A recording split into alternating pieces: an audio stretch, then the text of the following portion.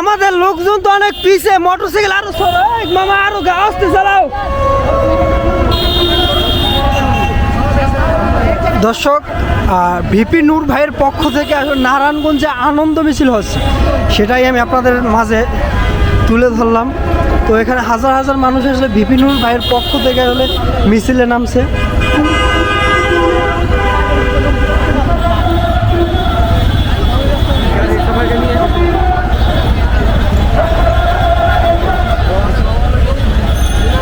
বর্তমানে আমরা আছি চাষারা বঙ্গবন্ধু সড়ক, সড়কটা সেখান থেকে আসলে আনন্দ মিছিলটা শুরু হয়েছে চাষারা থেকে।